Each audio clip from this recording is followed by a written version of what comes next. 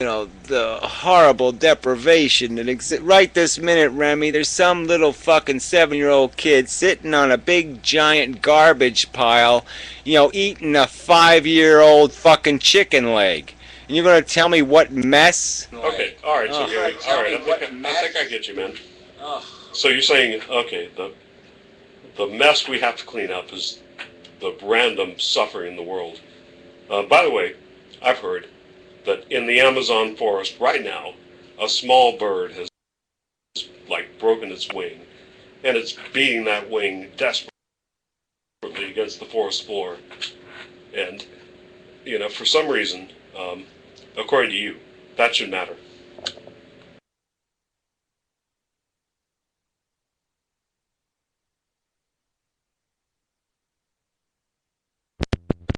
I mean, I'll tell you what, Gary, if that's... No, I'm going to answer that, Remy. I'm changing my cigarette thing here. No, I'm going to clean up this shit. I just think that right there, you just revealed why we are never going to agree.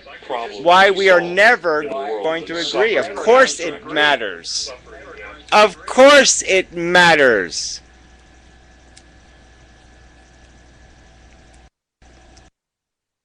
To who?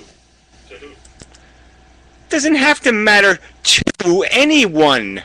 Again, if I make a fucking experiment with rats involved in it, and then I blow up the human fucking race, Remy, and I blow the fucking human race to hell.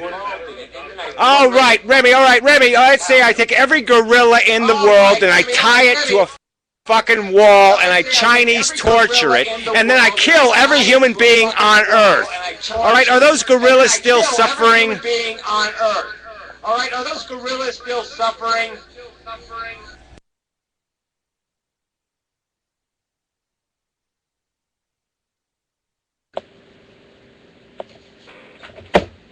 If you answered the question, I didn't hear it. You had your mic off. I heard you pour your wine. I didn't hear you answer the question. Yeah, sorry. I clicked off when I should have clicked on. But you're asking if you tortured a bunch of gorillas?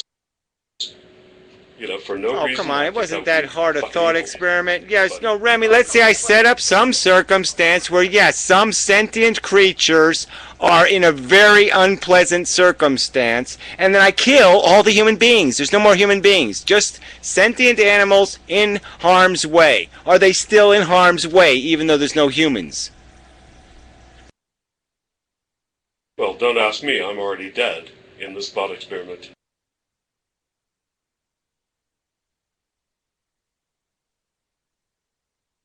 That was just pitiful. So that's the best you can do for an answer.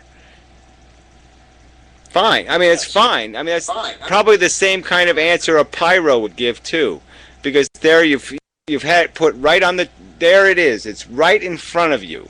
Okay. So you really think that nothing feels on planet Earth unless there's a human being around listening to it cry? I mean, that is just so pitiful. Gary, actually, like you really think we're that fucking special? No, but you happen to have been talking to a human being right now. So what you said was this, man. If no human beings exist on the planet, then does it matter, to me? No, because I don't exist. Does it matter? Oh, well, again, I mean, if the word matter only means, does it matter to Remy? I didn't know that was the definition of the word matter. I didn't know when I went to the dictionary the word matter means matters to Remy. I'm sorry, my mistake. I must have misread my Webster's. But I mean, explain. There are no human beings on this planet who are able to value like gorillas or ecosystems or whatever the fuck it is. They're all gone, and a gorilla is suffering. And you say it matters. To who does it matter? To gorillas, I'm sure it does. Again, I don't understand how the word matters has something to do with a fucking person, an observer. It has nothing to do with an observer. It has to. Does a diamond weigh? If a diamond weighs 400 pounds, does it not weigh 400 pounds because we don't weigh it? It doesn't matter. We don't have to have it on a scale. It still weighs 400 fucking pounds. It doesn't matter whether we weigh it. Well, we're just talking about a different question. We're talking about, the valuation of suffering.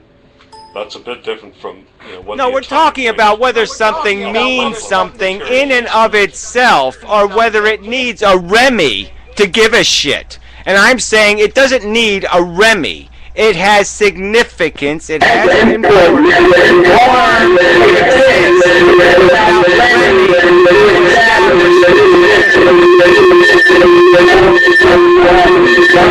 Fucking cunt. Jesus, these girls are dumb. Yeah, kick that piece of shit. Jesus, these girls are dumb. But, Gary, in my opinion, you really want the universe, the truth of the universe, to be something different from what they are. You want suffering to matter when it doesn't matter to anybody. Oh, again. You want some kind of cosmological. That isn't even a statement that means anything. Of course it matters to many. Intelligences have recognized that it has significance. Okay, let's quit using the word matters, because you don't know what the word means, apparently. So we will not use the word matter anymore. We will use does it have significance, meaning does it have substance as a reality, as a well, no, you don't know what it means, Remy, when you keep talking about it as if you need to feel something or think something for something to exist. Things exist outside of your conscious experience. They exist. They don't need you to exist. Harm does not need you to exist to exist. I got that, man. No, I got that. I mean, if I did not exist, certain creatures would feel harm, etc., etc. But, alright, fine. You want to kick off the word matters, and then you're going to replace it with an even more amorphous word like significance. Okay, fine. So, suffering would have significance, even if there were no creatures who could, interpret the meaning of signs?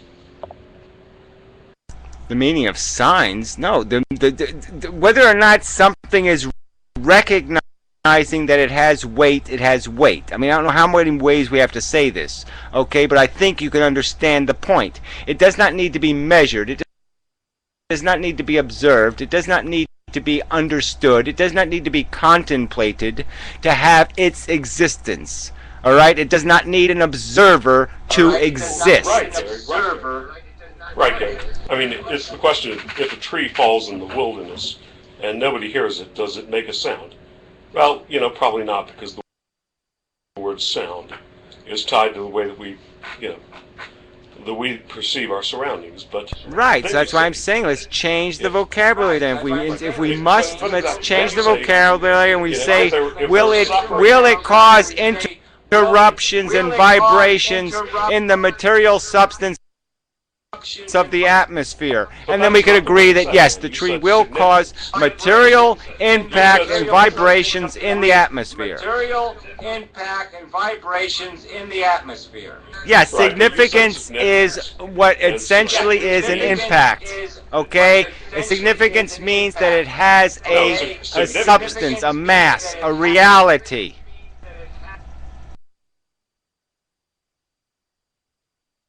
A mass. So suffering has a mass. Metaphoric mass, Remy. Yes, metaphoric mass. Yes, metaphoric mass. A metaphoric mass. All right, fine. But for me, significance means to significant. The root is sign, right? To signify. If there's nobody for which this suffering will signify, does it have significance? Look, Remy. Again, you want to argue vocabulary and semantics? Fine. So let's go. All right, we'll get rid of matters. We'll get rid of significance. Okay. So now we're going to say meaning. Let's use that word. But let's see, you'll human-centric that one too, because meaning can only take place in a consciousness, and so we're in trouble again. So now let's get rid of the word meaning. Will it have a reality? A substantive reality. There, maybe that'll work, okay? Is that a pink enough balloon for you? Let's see. Material substance. A material substance. I don't know. You said meaning. Does suffering have meaning when there is nobody to perceive meaning? I have no idea.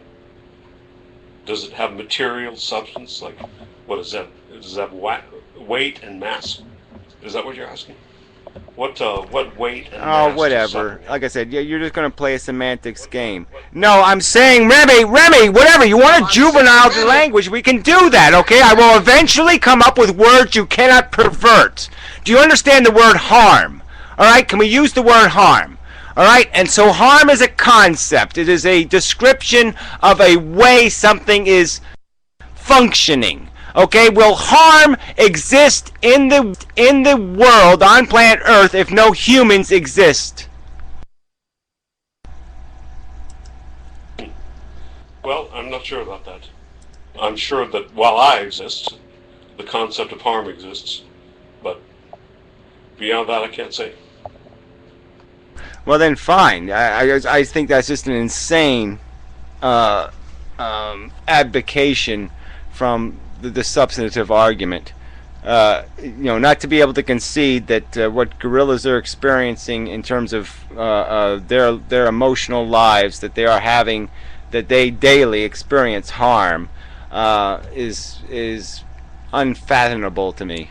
To not be able to utter those words, to concede that simple point. Don't get me wrong, man. I'm all in favor of gorillas, and I wish them the best. I really do. But that is not the question you're asking. Well, I'm sorry. It's exactly the point I'm making, okay? Is that this does not need to be perceived by an intelligence to be real. There doesn't need to be any observers of the Holocaust for the victims to be suffering. Their suffering is real, regardless of what anybody else's opinion is, regardless of what anybody else smells, thinks, anything else. No observer necessary whatsoever. And that is true of every organism, every conscious organism that has ever existed on planet Earth. The same is true for every one of those existences. They are real and substantive as any Holocaust victim. They do not need Remy to understand. They do not need Remy to appreciate. They don't need any of that for it to be real. They don't need any of True, I agree. But it's really interesting how you use the present tense. The suffering of the Holocaust victims, it exists. Why do you use the present tense? I mean, what's wrong saying that, okay, these people... Well, I'm using it because I'm doing math that that doesn't pay much attention to this passage of time thing. It is net math. It is math that encompasses the long-term game, not the short-term. I'm not measuring the wheat field based on what it's doing in the spring. I'm measuring it based on what the total harvest is in the fall.